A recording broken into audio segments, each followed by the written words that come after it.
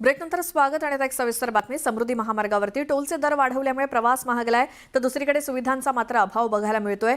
Petrol pump सुद्धा नाहीत आणि थांबण्याची व्यवस्था नाही, त्यामुळे प्रवासी त्रासलेत।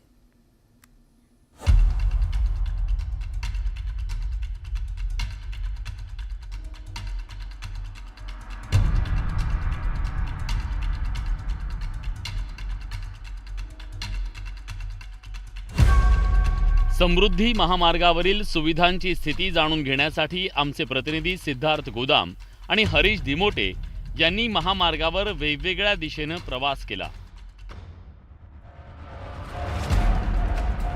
छत्रपती संभाजीनगर ते मेहकर या सुमारे 125 किलोमीटरच्या प्रवासात आमच्या प्रतिनिधींना जवळपास 50 किलोमीटरपर्यंत स्वच्छतागृह आणि रेस्टॉरंट आढळून आलं नाही।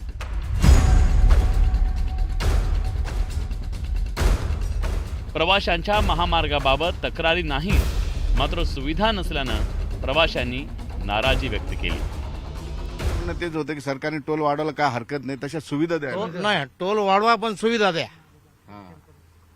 आमचं म्हणणं आहे। नागपूर ते मुंबई हा 701 किलोमीटरचा हिंदू हृदय सम्राट बाळासाहेब ठाकरे समृद्धी महामार्ग राज्याच्या विकासात मैलाचा दगड ठरतोय। मात्र या महामार्गावर ना पेट्रोल पंप आहे, ना हॉटेल, ना वॉशरूम। तर दुसरीकडे समृद्धी महामार्गाचा टोल शिर्डी ते नागपूरसाठी 1250 रुपये होता, तो आता 1450 रुपये करण्यात आलाय। मात्र टोलचे दर वाढल्यानंतरही सुविधांच्या बाबतीत महामार्ग पिछाडीवर आहे असं म्हटलं तर अतिशयोक्ती होणार नाही। आमचे प्रतिनिधी हरीश दिमोटेंनी महामार्गावर मिळणाऱ्या सुविधांबद्दल पाहणी केली, तसंच प्रवाशांच्या प्रतिक्रिया जाणून घेतल्या। काही थांबायला जागा आहे का? रस्ता काही ठिकाणी पेट्रोल पंपावरती पेट्रोल पंप पण एकच ठिकाणी। समृद्धी महामार्गावरून प्रवास करणाऱ्या प्रवाशांकडून टोलच्या माध्यमातून पैसे वसूल केले जातात, त्यामुळे सुविधा देणं हे प्रशासनाचं कर्तव्य आहे।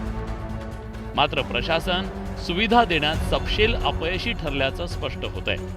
छत्रपती संभाजीनगरहून सिद्धार्थ गोदामसह हरीश दिमोटे, न्यूज 18 लोकमत, शिर्डी।